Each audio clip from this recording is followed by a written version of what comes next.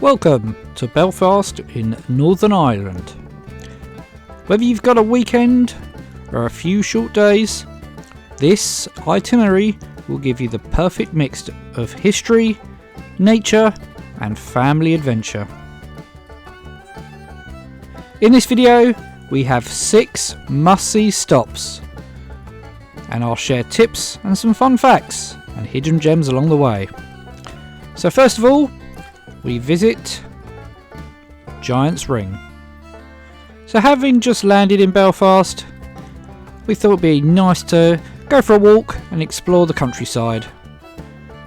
So we started off by going to the Giant's Ring Trail. It's a nice walking tour and a good way to get outside and see the countryside. So we started taking the trail. It's just 4 miles outside of Belfast, and it's a very easy, family-friendly walk. This walk circles one of Europe's largest henges, dating back over 4,000 years. That's even older than Stonehenge. So the central tomb is a Neolithic passage grave, built by early farming communities. Now imagine the stories if these stones could talk. Next, we are heading north along the Causeway coastal route to the iconic Giant's Causeway. This UNESCO World Heritage site is made up of over 40,000 basalt columns. They were formed by volcanic activity around 60 million years ago. So we start off at the visitor centre, and it is a very impressive visitor centre. So inside you can either join the guided tour, which sets off roughly every hour, or you can just make your own way down. Now I would recommend the guided tour. Our guide was brilliant, telling us some interesting facts on the way down, and then when we get to the bottom, that's where the tour ends and you go off and explore all by yourself. But the walk down is a nice walk, not too strenuous, and then when you get to the bottom, that's where the fun begins, and you can really explore this whole area, and you can take your time, all the time you need to explore. So local legend says that the giant Finn McCool built the causeway to cross the sea to Scotland. Some even claim you can see giant boot print in the stones. So when you're visiting, bring some sturdy shoes.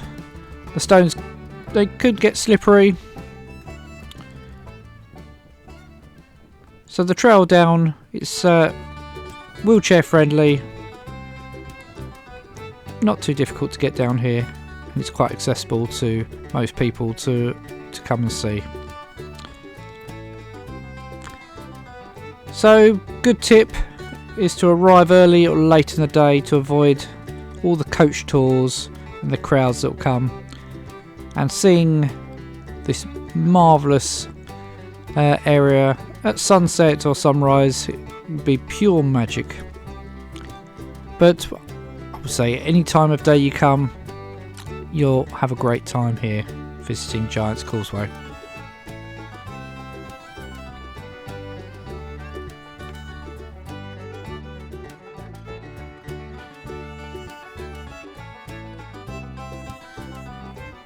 So outside the visitor centre of the Giant's Causeway, there is this very rare Victorian postbox,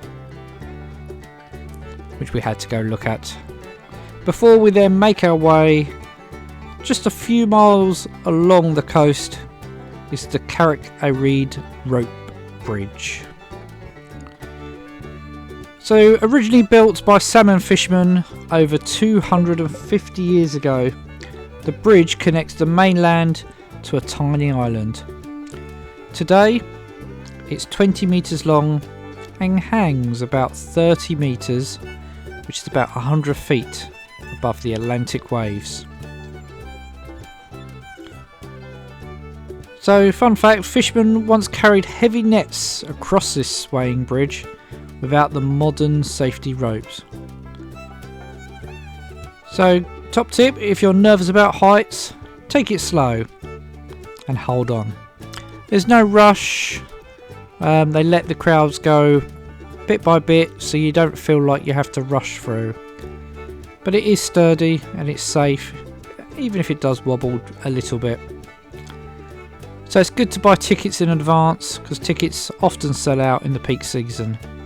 So go ahead, book online ahead of time so you're not disappointed. So even if you don't choose to cross, the coastal walk here offers some of the best views of the sea in Northern Ireland. And on a clear day you can see all the way across the sea to Scotland. And obviously to get back from the island you cross back over the bridge to get back to the mainland.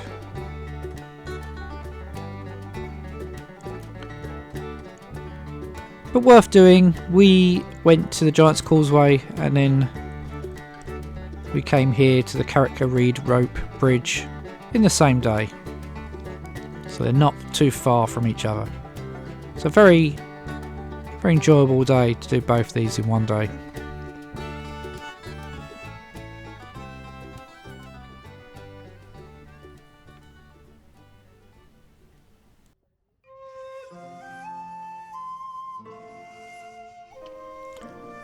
So when you're on the island, it's possible to sit down, have a picnic, have a break, and just enjoy the views.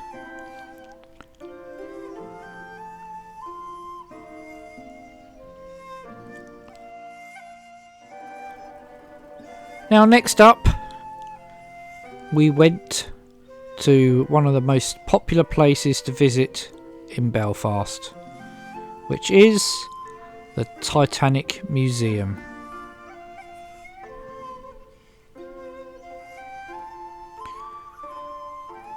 So we are back in Belfast and we came here first thing in the morning,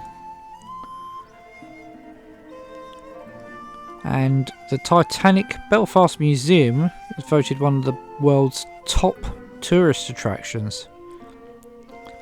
So the museum itself is actually built on the very slipways where the Titanic was constructed, and the museum tells the ship's story through 9 interactive galleries. So the Titanic was built here in 1912, and at the time it was the largest ship in the world. It was nicknamed the Ship of Dreams. So when you visit, plan at least 2 hours. There's a lot to see, from the shipyard to the rides to the museum and the recreated cabins.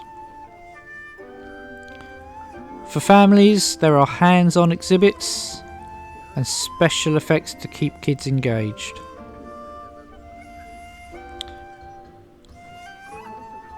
So you can spend your time looking round all the exhibits in the museum, but that's not all. There's lots to see. You can actually peer out through the windows to the slipway where the Titanic was built. So here we would have had Titanic on the left and then its sister ship on the right when they were built here. So once you've finished looking round all the exhibits in the museum, you can actually walk out into the slipway itself. But we'll continue our way through the museum because there is a lot to see here. So I did say to plan at least 2 hours, but I think we've easily spent the best part of 5 hours looking through the whole of the museum, then out onto the slipway. So it's not just the slipway, there's also the dry dock, which is further up where you can go to see where the Titanic was actually launched from. but we'll get to that in a minute. So inside the museum we can see how the cabins would have looked, from the third class cabin to the second class and of course the first class cabins. So you can see the mock-ups inside, and I have to say this really is a great museum, very engaging, something kids and adults alike will enjoy. And of course there's the names of all the people that lost their lives, as well as those that were rescued from the Titanic. We even have genuine artifacts from the Titanic itself, such as that life jacket, as well as other bits and pieces which were salvaged from the Titanic.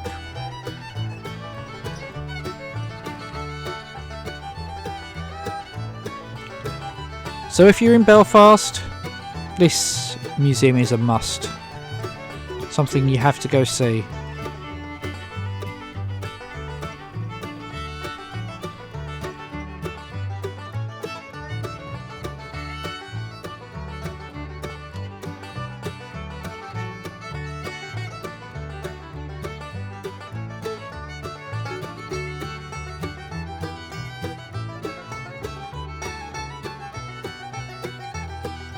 And then outside, enjoy the outside area and see the slipway where the Titanic was built, and now walk around the shipyard. It's quite amazing to see what a large space this occupied, and where we're standing where the ships were actually built.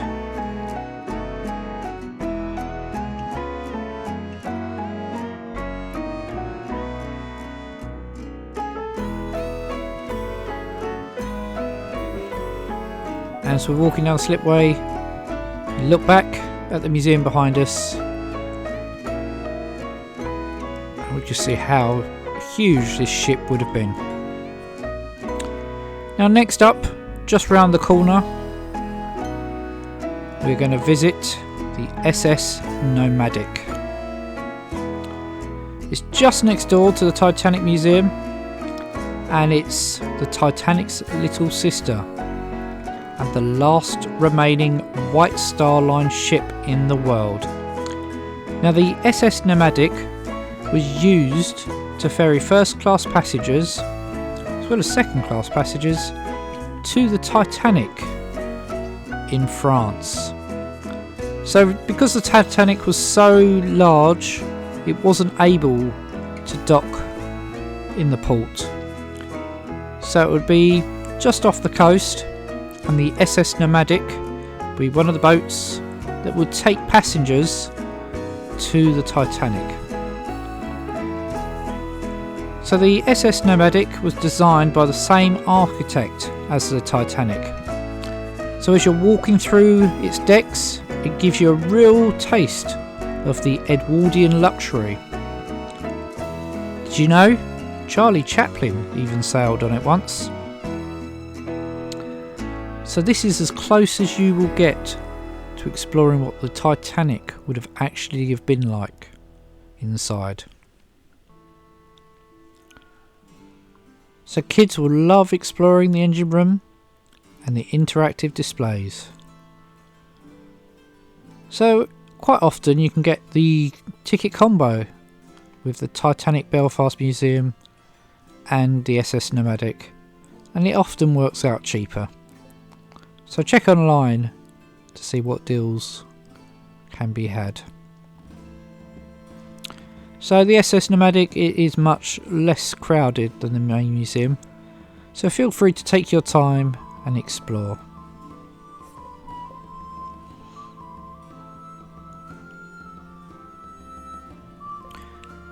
So the ship itself, you'll be able to see the first class section.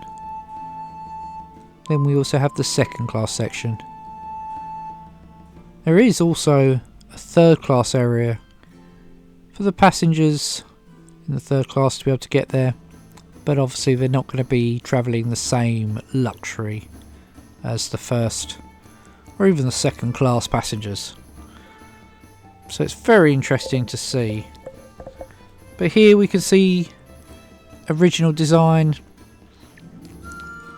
and we get a glimpse of what it would have looked like in the Titanic itself.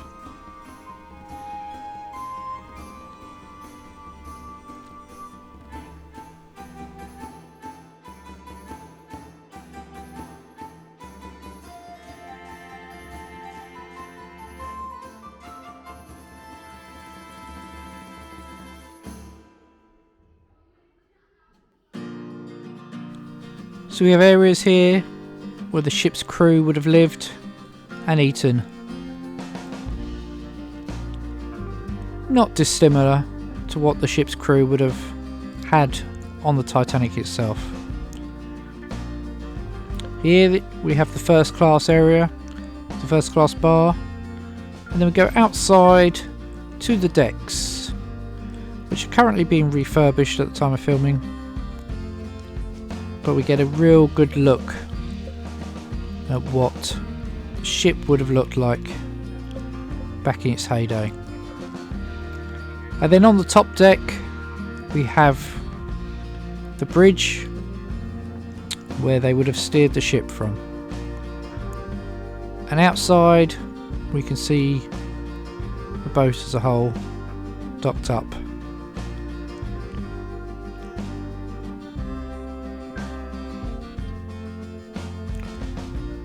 So the dockyard, no longer an active dockyard, but it does have a lot of history in this area, back to its shipbuilding days.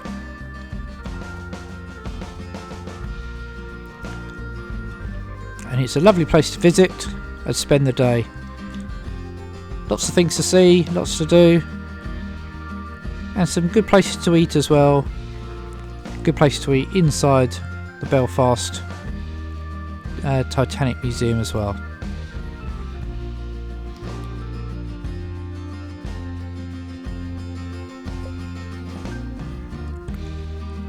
And to wrap up, we are heading out into Northern Ireland's countryside for a waterfall walk.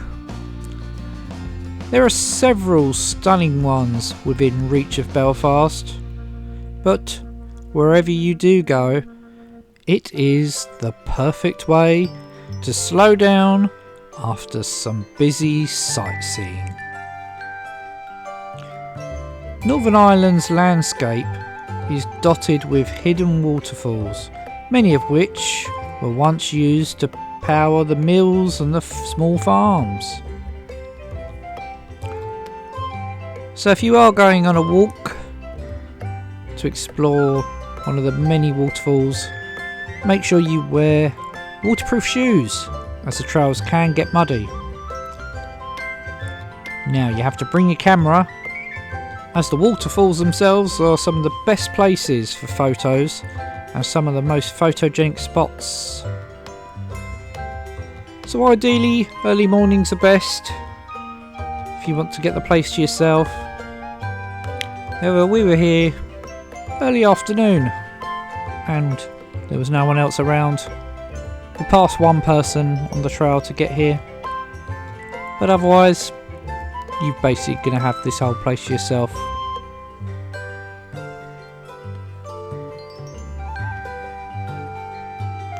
It's a fun place to explore, enjoy nature, and good for the whole family.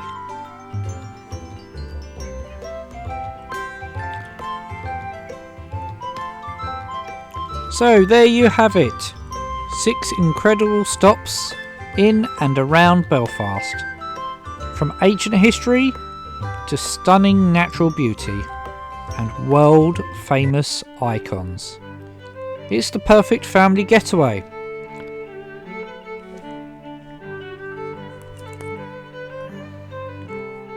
So how do you get to Belfast? We flew from London and the flight time was a mere 45 minutes. So by the time we took off, it was time to make our descent to Belfast. So very easy. You can get flights with EasyJet, Ryanair, British Airways, to name a few. Car rental is very straightforward as well, as you can hire a car straight at the airport, and then it's a 20-minute drive from the airport to Belfast. There are also plenty of hotels in Belfast and just outside the main city. We stayed just outside. It's just a 10-minute drive back to the centre, and it was perfect. Very easy city to drive in and out of, and a great place to visit for the whole family. So I hope you enjoyed today's video, and if you did, please don't forget to like and subscribe, and why don't you let me know in the comments where in Belfast you would like to visit.